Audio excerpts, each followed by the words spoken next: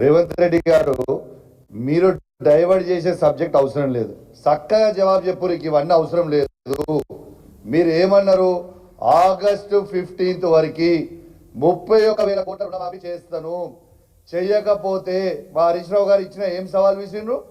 మీరు 31,000 కోట్లని రుణమాఫీ చేస్తే 15వ తారీఖు నేను రాజీనామా చేసి వెళ్ళిపోతా అన్నారు. మరి ఇవాళ ఎన్ని కోట్ల రూపాయల రుణమాఫీ చేసినావు రేవంత్ రెడ్డి గారు? మీరు చెప్పండి. ఇలా రేవంత్ రెడ్డి గారు మీరు చెప్పింది ఏంది? అసెంబ్లీ ఎలక్షన్లలో 40,000 కోట్ల రుణమాఫీ చేస్తామన్నారు. పార్లమెంట్ ఎలక్షన్లు వచ్చే వరకు 9,000 కోట్లు ఎగరగొట్టిరు. 31,000 కోట్లని రుణమాఫీ చేస్తామని చెప్పిర్రు. బడ్జెట్లో ఎంత పెట్టిరు? 26,000 కోట్ల రుణమాఫీ చేస్తామని పెట్టిర్రు.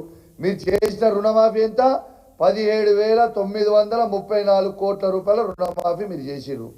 అంటే 31,000 కోట్ల 7,934 కోట్ల రుణమాఫీ చేసి కేవలం 22,50,000 మందికి మాత్రమే చేసి కేవలం 46% మాత్రమే మీరు కంప్లీట్ చేసి బ్యాలెన్స్ ఉన్న 54% అట్టనే ఇచ్చిపెట్టి ఇంకా ఇక సిగ్గు లజ్జా మానం లేకుండా హరీష్ రావు గారిని తిడుతున్నాను.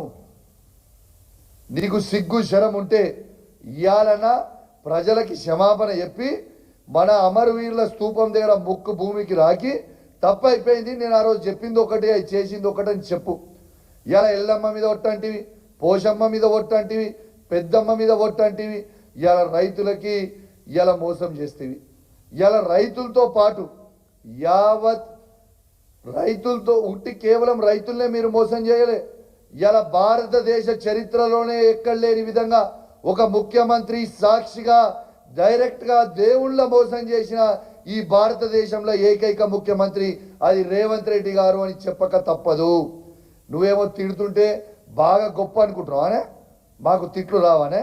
నీకంటే నీ అయ్య తాత కంటే ఎక్కువ తిట్లు మాకు వస్తుంది, కానీ మాకు సంస్కారం అడ్డం వస్తుంది. కాబట్టి నీకు కాదు మేము ఇజ్జత్ ఇచ్చేది, ఆ కుర్చీకి ఇజ్జత్ ఇస్తున్నాం. ఇవాళ వాస్తవంగా చెప్పాలంటే రేవంత్ రెడ్డి గారి మూసీ కంటే ఎక్కువ కంపు రేవంత్ రెడ్డి గారి నోరు కొడతా ఉంది.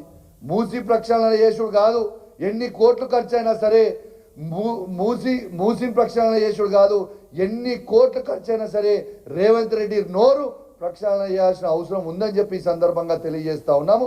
చక్కగా రేపు వచ్చి నువ్వు రాజీనామా చేయాల్సిన అవసరం నీ మీద ఉందని చెప్పి ఈ సందర్భంగా తెలియజేస్తా ఉన్నాను.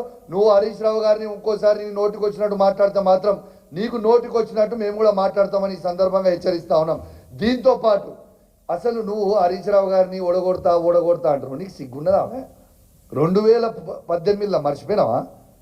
నిన్ను కొడంగల్లా చిత్తుగా కేసీఆర్ గారి నాయకత్వంలో హరీష్ రావు ఇన్ఛార్జ్ ఉండే నేను ఆల్రెడీ ఓడగొట్టిండు కదా. ఇంకా సిగ్గు రాలేదా? ఇంకా శరం రాలేదా? ఖచ్చితంగా నెక్స్ట్ జనరల్ ఎలక్షన్స్ ఎప్పుడైతాయో ఆనాడు నువ్వే కొడంగల్లా నీకు డిపాజిట్ పోవడం ఖాయం అని చెప్తా ఉన్నా, రాసి పెట్టుకో. ఆల్రెడీ నీకు సిగ్గుండాలి. ఆల్రెడీ నువ్వు ఓడిపోయిన కింద లెక్క. నువ్వు ఒక ముఖ్యమంత్రి వండుకుంటూ నీ మొన్న పార్లమెంట్ ఎలక్షన్లలో కొడంగల్ ఏమైందా? నీకు అసెంబ్లీ ఎలక్షన్లో 33,000 మెజార్టీ వస్తే మొన్న పార్లమెంట్ ఎలక్షన్లో 22,000 మెజార్టీ వచ్చింది. సిగ్గు లేకుండా నువ్వు ఆల్రెడీ ఓడిపోయినావు కదా అని చెప్పి సందర్భంగా తెలియజేస్తూ హరీష్ రావు గారిని విమర్శించే స్థాయిని ఇది కాదని తెలియజేస్తూ సెలవు తీసుకుంటా ఉన్నాను. జై